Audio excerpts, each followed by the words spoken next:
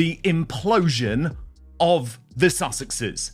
Meghan Markle's Archewell charity scam and as ever lies have finally been exposed, and an astonishing double blow for the fake Duchess. They are at the moment facing a real crisis. Meghan and Harry's crisis, completely of their own making, is they have no major projects, no major money earners. And so they're more desperate than ever. Look, there's been leaked financial details from the Archewell Foundation. That's quite fascinating because it shows that there's two donors who've given one of them 15 million and one 3 million. She is hoping that she's going to become a billionaire as of all of this, which again is total insanity. I think the woman's expectations are so unrealistic. Their problem is that they've got no future. I mean, as ever, all her products, of course, is a complete disaster. She's got no Netflix series. She hasn't got any project at all.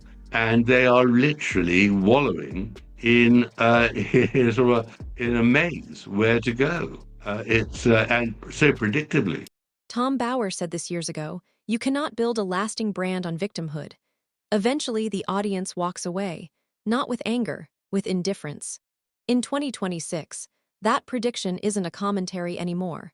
It's showing up in publicly filed tax documents, in courtroom transcripts, in warehouse inventory reports, and in a Netflix ranking number that cannot be spun, hidden, or rebranded away.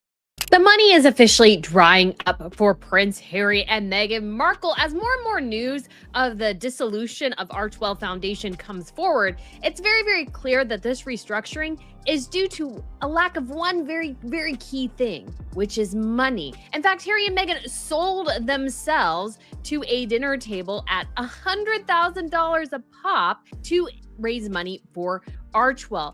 The receipts are in, and they are worse than almost anyone predicted. This isn't about disliking Harry and Meghan. This is about what happens when ambition that was never grounded in anything real finally meets the cold arithmetic of reality. Bower saw it coming. He documented it. He published it. And right now, in real time, every major prediction he made is landing exactly where he said it would. It was a Channel 5 investigation as to the state of the Sussexes' finances. Now, we know they didn't move to a two-bedroom cottage somewhere in the middle of nowhere. They're living in quite a large mansion in Montecito.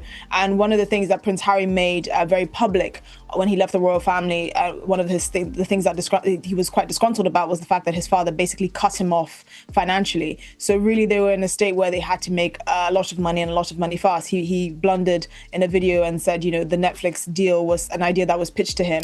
Stay with this because the full picture is significantly darker than the headlines are capturing. And it starts with a charity.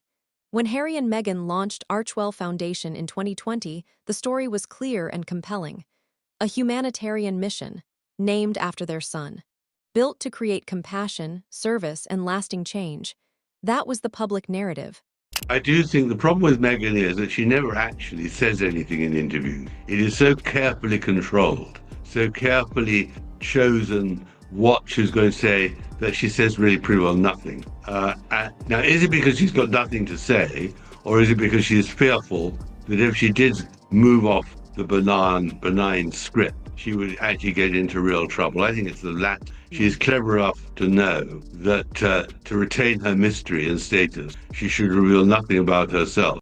The one that generated coverage, donor interest, and the kind of goodwill that a couple stepping away from the world's most famous institution desperately needed. The publicly filed 990 tax documents tell a completely different story. In 2021, Archewell received $13 million in donations. That was the peak. The year the Netflix deal landed, the year the book Advance arrived, the year the money was flowing. By 2024, donations had collapsed to $2.1 million. Are they insane? What is happening?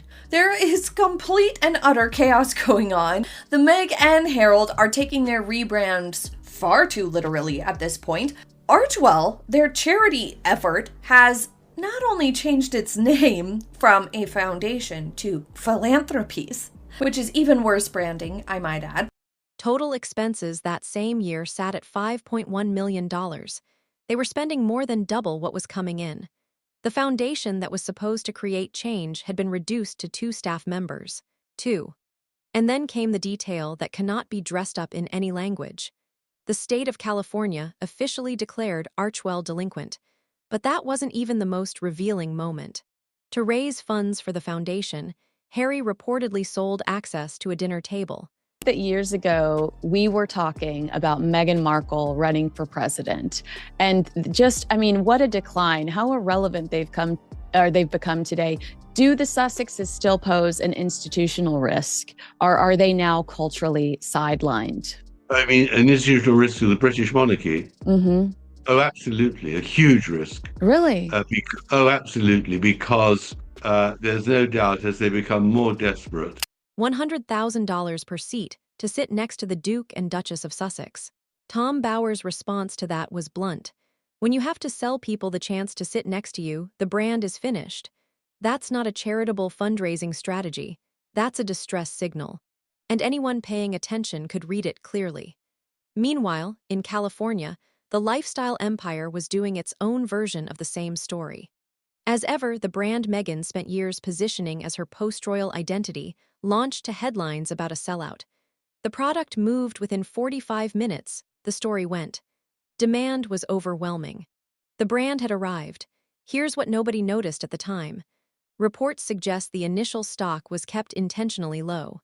A manufactured sellout designed to generate the kind of buzz that actual sustained demand cannot produce. Because when you look past the launch headlines and into the actual numbers, what you find is a warehouse with somewhere in the region of 137,000 unsold units of jam, moving at approximately 26 jars per day. Do that math. At that rate, clearing the existing inventory would take years, and jam has a shelf life. The Netflix show that was supposed to anchor the brand, to give as ever the platform it needed to compete at the level Meghan had been describing publicly, ranked 1,217 on the platform. Not in a category, overall. And people who worked on the production told Tom Bower something that explains that number completely. Meghan was so obsessed with her on-camera appearance, so focused on looking like a magazine cover rather than a person actually cooking, that any warmth the show might have generated was destroyed in the process. Real cooks tie their hair back. Meghan was worried about the angle of the light. The result felt exactly like what it was, a performance, and audiences could feel it. And this is where things get interesting, because Netflix hasn't formally canceled them. The first look deal still technically exists, and the question worth asking is why. Why would a streaming platform that received a show ranked 1,217 maintain any commercial relationship with the people who made it? Tom Bower's answer is precise. Netflix is waiting. Not for another lifestyle show, not for more jam content. They are waiting for one of two things: a Diana documentary or a divorce tell-all. Either of those generates the global viewership that justifies the original investment. What they have right now is a holding pattern. The entertainment industry equivalent of not returning someone's calls, while keeping the door technically unlocked in case something genuinely valuable walks through it. According to Bower, Netflix executives knew within 6 months of production that Meghan could not deliver content people wanted to watch. The decision to stay in the relationship was never about flower arranging or pretzels. It was about what might still be coming. And the longer that something doesn't arrive, the quieter those conversations get. What the Sussexes are describing as an active Netflix partnership and what Netflix is actually operating are, by Bower's account, two meaningfully different things.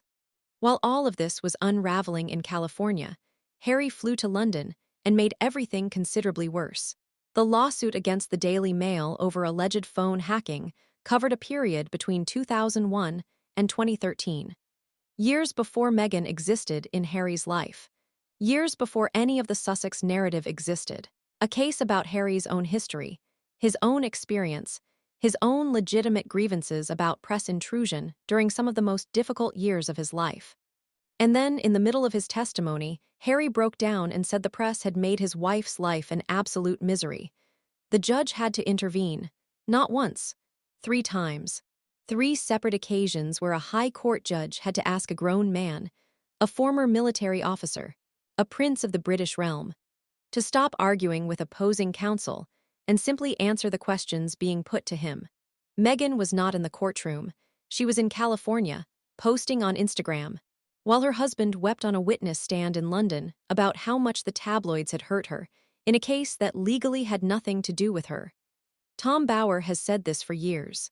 Harry has become so completely shaped by Meghan's narrative that he can no longer speak about his own life without centering it on her. The courtroom that day captured that dynamic in a single image. And it was not flattering for either of them. Here is the financial reality that the public conversation keeps skating around. Harry's actual net worth is estimated between $35 and $40 million. Tom Bower's assessment is that the lifestyle being maintained in Montecito, the estate, the full-time security operation, the staff, the travel, the constant PR apparatus, requires somewhere between $400 and $600 million in capital to sustain indefinitely. They are not broke, but they are burning through money with no sustainable income streams currently operating at the necessary scale. Spotify is gone. The Netflix relationship is a slow fade.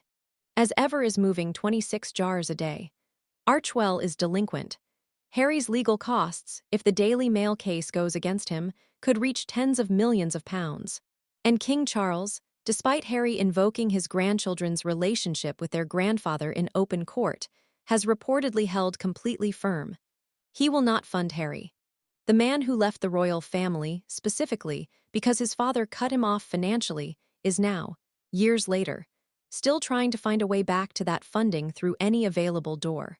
The security argument, the reconciliation narrative, the Invictus Games return. Bower's read is consistent. These aren't primarily emotional attempts at family repair. They are financial strategies dressed in the language of healing. And here is where Tom Bower sounds his clearest warning. The most dangerous period for the royal family is not when Harry and Meghan were powerful. It is right now, when the income has dried up, when the brand has failed, when the options are narrowing. Because a couple in that position, with royal access and royal secrets still potentially available to monetize, has every incentive to keep reaching for whatever lever is left. The NDAs surrounding Montecito are, by Bower's description, extraordinarily tight, draconian. Former staff cannot speak. The walls around what actually happens inside that household are high and legally enforced. But Bower has sources, and his next book is described as containing what the first one legally couldn't. Every speaking engagement, every interview, every future production they attach their name to still trades on the institution they claim to have escaped.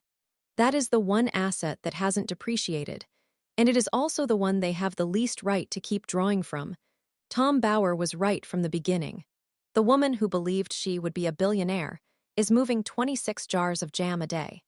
The man who said he left for freedom is crying in a London courtroom about his wife, in a case that predated her entirely. And the charity built in their son's name is delinquent in the state where they live. The story wrote its own ending. Bower just read it before anyone else was willing to.